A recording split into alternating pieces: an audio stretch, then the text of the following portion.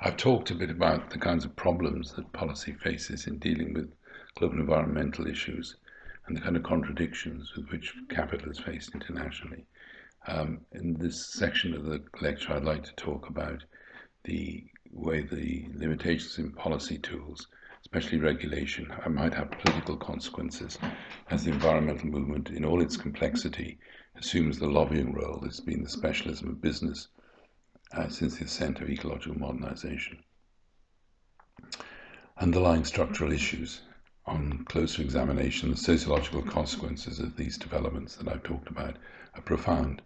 The pricing of individual household level technology like wind turbines and solar panels makes some green innovations look more like positional goods than public goods, the gains accruing mainly to people who can put up the initial capital, utilize government subsidies, and ultimately reap the income benefits. The contribution of these consumer fixes to national energy production and the emerging energy gap in the second decade of the century is likely to be very modest indeed, whatever the benefit of the intentions.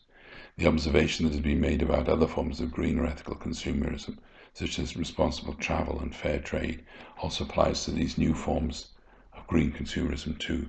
They require a higher outlay and yield most benefits to the middle class consumer. Meanwhile, the big decisions on energy generation and conservation are stalled and the nuclear power option resurrected. The emergence of green technology as a positional good is only one of several indications that climate change and climate policy is insufficiently grounded in our knowledge of social structures. The existence of embodied carbon and its acknowledgement in the discussions, but not in the policies surrounding global trade agreements, is another. Climate policy and the piecemeal attempt to provide incentives for individuals to reduce their own carbon dependency is rarely linked to wider global experience outside the OECD countries. In what ways does it contribute to the transfer of much needed cleaner technology to the global south?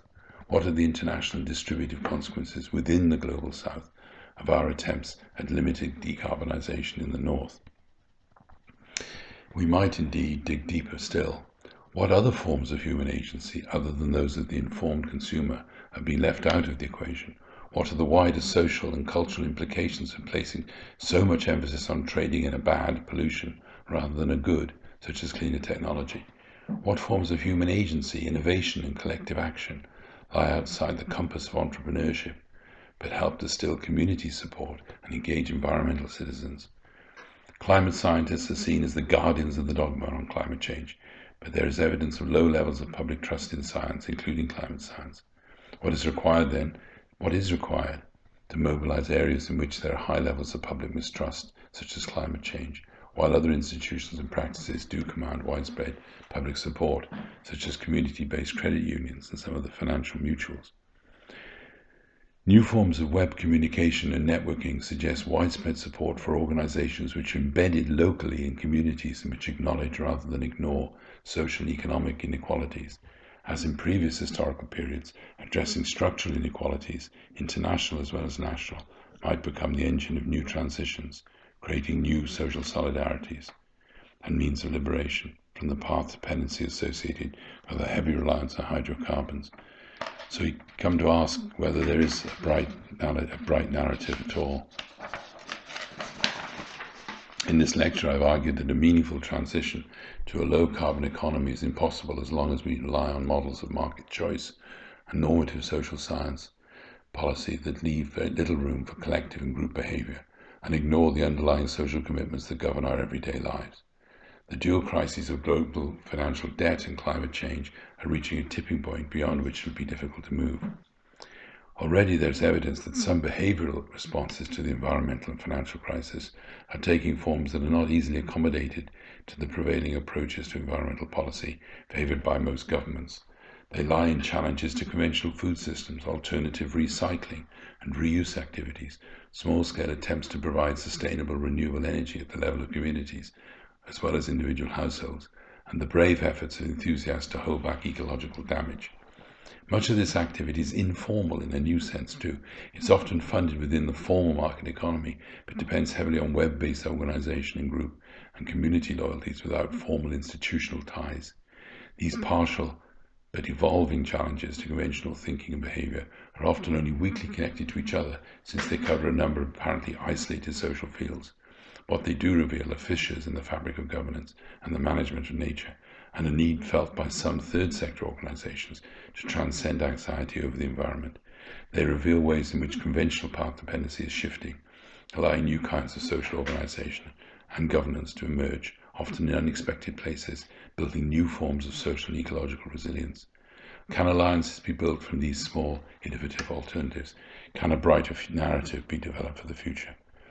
In the recent past, we've seen extreme traumas such as World War II, which have transformed many of the taken-for-granted assumptions that characterize modern industrial societies.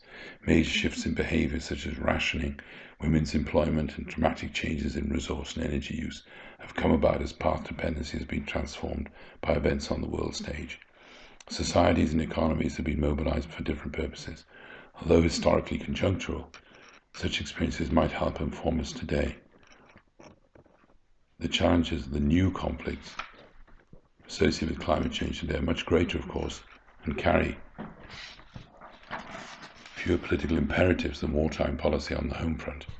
The tipping point is no longer the prospect of military occupation by an enemy, but retreat in the fate of a self-induced problem, anthropogenic climate change.